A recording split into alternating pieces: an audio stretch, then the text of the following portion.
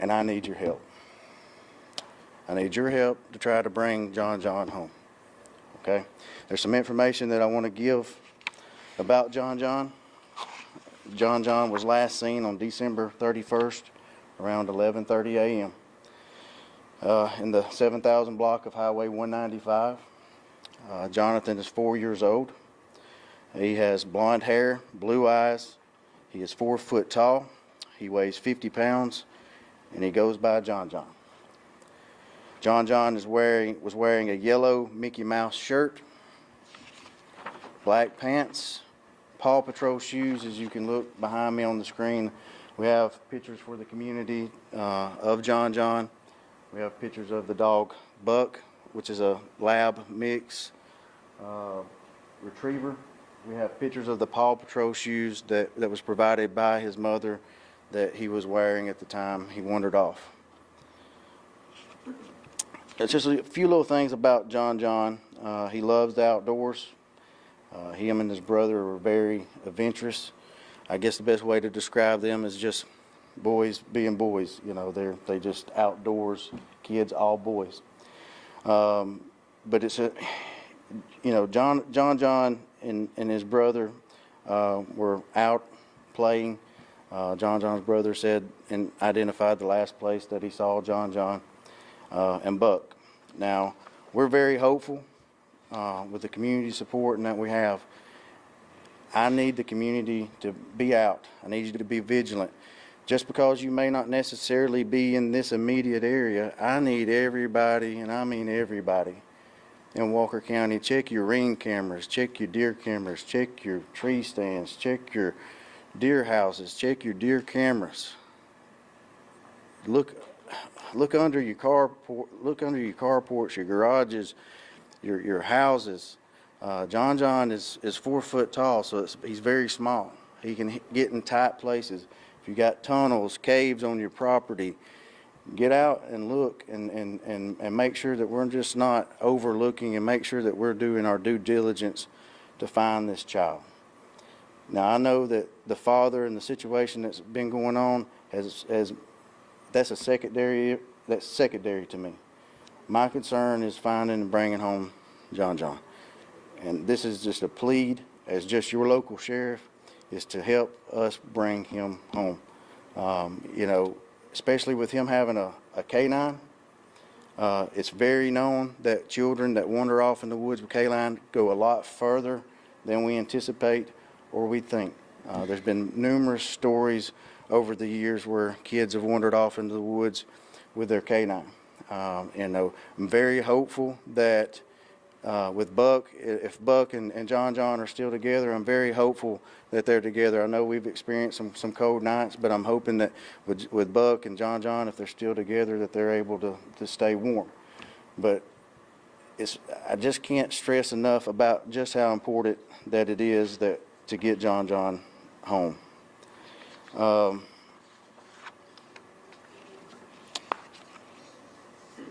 It's, you know, we've had a great support from the community, law enforcement. Yesterday, just alone, we covered about 500 acres, which was a lot of ground to cover yesterday. We had 161 volunteers, 126 law enforcement personnel. We've got over 100 volunteers today, and that speaks volumes to not just Walker County, but the state of Alabama, and anybody that's willing to help. I just need you to do your due diligence around your home. Just, if you got ring cameras, check them. If you got deer cameras, if you have tree houses or blinds or tree stands on your property, check them, because he can fit in tight places. He's going to be a small child. He can fit in tight places. Also look for the dog. Like I said, he's very adventurous. Look in tunnels. Look in any kind of caves. Look, if you've got a pond on your property, search your pond, okay? I want to make sure that we're doing everything to get him home. And I want to say first, you know, I want to say that the media, you know, I appreciate what you do. I appreciate that you're here. I appreciate that you care to help get this message out and help us get John home. So. As a father, what's this like for you? It's you know, as a father, it's you know, it's one of those situations that, you know, I've not been in. the situation. So, you know, I want people to pray for this family, just like as me as a father, if I was going through this situation, going through any situation really, I'd want the community support. I'd want the community behind me, and this community has rallied behind this family and this mother to help try to find John. And the family, including the dad, has helped trying to do everything they can to help provide information for us to do that. Sheriff, yesterday you had mentioned that there was no indication, kind of no signs of him in the woods. Is that any update you can give us on that? Has there been anything found in the woods by the search teams? There's no new additional information on that. Can you talk about the resources that you're using today? Are you still using helicopters, FLIR, everything that was implemented the past few days? We're still using the same resources and ground searches and things of that nature, yes. How about the search area? Has that expanded? We are looking to expanding the search area, and like I said, it's with him being with Buck, you know, with John and Buck being together, and if he's following Buck, then there's no telling how far they could have traveled. Like I said, if you just look at stories across the state and the nation where children wander off, especially with the companion, you know, canines, they wander off 2, 3 miles, 4 miles. So we still have a lot of ground to cover, and that's why I want to stress to people in the county is just because you're not impacted in this small area doesn't mean that he couldn't be on your property. And Any reason to think he might be outside the county, abducted or anything like that? not at this time. What's his hair? I've seen photos with his hair down and with his hair bunded up. Do you know what condition his hair was in? I don't know the condition of his hair whenever he wandered off, but he does have long hair, as you can see in the picture. Is he age 4 or 5? He is age 4. That is confirmed. Age 4. The father initially told us that he was 5. Sheriff, we saw that there was a hazmat team from Pelham here that looked like they were heading down towards the father's house. Is there any reason for that, or were they just here as additional resources? Just additional resources that I'm aware of at this time. I know you said the father is helping you guys out. I know a question that the family had last night is if he was getting updates on the search, even though he is in jail. Can you give some information there? You know, I can't speak on what all the investigators are updating him on. You know, that's going to be a conversation that's taking place between investigations and the father. Can you give us an update on the explosive materials found inside the father's home? Is that area still being kind of locked down and only law enforcement in the area? Is the search still continuing? Yeah, you know, right now we're keeping it to law enforcement or approved search members. And we also saw a chemical endangerment charge. You say that's separate from this case? I haven't seen what the DA officially, whenever they had the hearing this morning, what additional charges they may have added. But the original charge we heard about yesterday, that's still on. Yes, yes. And the bodies of water, I noticed there's small little ponds around. Have they all been searched? They're working on that process. They dived some of the ponds yesterday, and they're working today.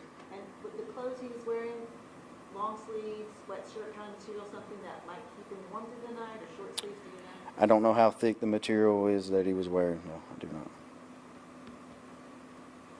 Sheriff, are you still looking for volunteers?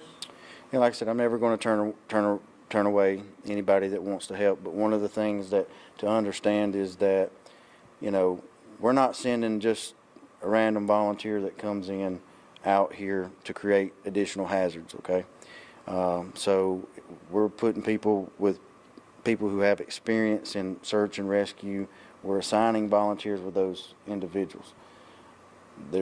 Has been times where we have more volunteers than we have people with experience in search and rescue that we can put them with, so it creates people having to stay.